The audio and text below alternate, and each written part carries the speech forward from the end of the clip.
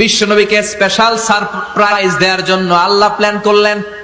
জিব্রাইল ডেকে বললেন, ও জিব্রাইল, আমার পেয়ারা নবীকে স্পেশাল সারপ্রাইজ দিব, কিন্তু এই সারপ্রাইজের গিফটটা তোমার হাত দিয়ে আমি দিতে চাই না, তুমি দিয়ে আসলে হবে না। আমার পেয়ারা নবীকে দুনিয়া থেকে টান দিয়ে আমার আরশের উপরে নিয়ে আসো। সাহিবুল মেরাজ, যেই নবীর মেরাজ হয়েছে আর কোন নবীর হয় নাই। এই মেরাজ করতে যে কত কাণ্ড, কত প্ল্যান প্রোগ্রাম আল্লাহর। টাইমের স্পিডকে আল্লাহ থামিয়ে দিলেন। মক্কা থেকে উঠিয়ে বিশ্বনবীকে এক মরুভূমিতে রাখা হলো রাতে।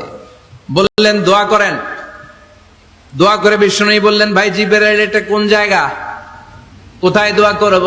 সাইয়েদনা জিব্রাইল বলেন, নবী, কিছুদিন পরে এই জায়গায় আপনি হিজরত করে আসবেন, এই জায়গার নাম ইয়াসরিব, মদিনা। দোয়া করলেন। আবার সেখান থেকে তুলে এক পাহাড়ে রাখা হলো। নবী দোয়া করেন। দোয়া করে নবী বললেন, এটা কোন পাহাড়? অন্ধকার, আমি তো কিছু চিনি না। সাইয়েদনা জিব্রাইল বললেন, নবী, এটা সাধারণ পাহাড় নয়, এই পাহাড়ের কথা আল্লাহ কোরআনে বলেছেন, এই পাহাড়ের কসম আল্লাহ কোরআনে খেয়েছেন। এই পাহাড়টা হলো আপনার ভাই মুসার পাহাড়, তুর পাহাড়। তুর পাহাড়ে তিনি দোয়া করলেন। কত কিছু করে বিশ্বনবীকে আল্লাহর আরশে নিয়ে যাওয়া হলো। সাহিবুল মেরাজ। বিশ্বনবী ছাড়া আর কোন নবীর কি এরকম মেরাজ হয়েছে? সবাই বলেন হয়েছে।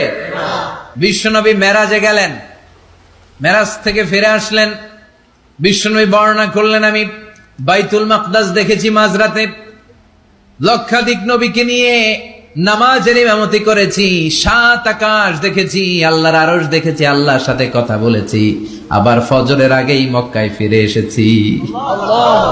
সবাইকে খাইছে খাইছি, মোহাম্মদের মাথার তার ছিঁড়ে গেছে। নাউজুবিল্লাহ পড়ে। আবু জাহেল, উতবা, সাইবা সবাই মিলে একটা সুযোগ পেল। বললো, এতদিন আমরা আবু বকররে বুঝাইতে পারি না, আজকে মোহাম্মদ যে কথা বলে এটা বললে আবু বকররে আমাদের দলে নিয়ে আসা যাবে।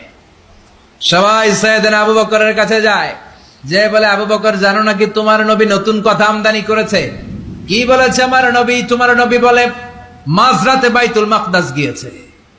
বাইতুল মাকদাসে তখন দ্রুতগামী ঘোড়া দিয়ে ছুটলেও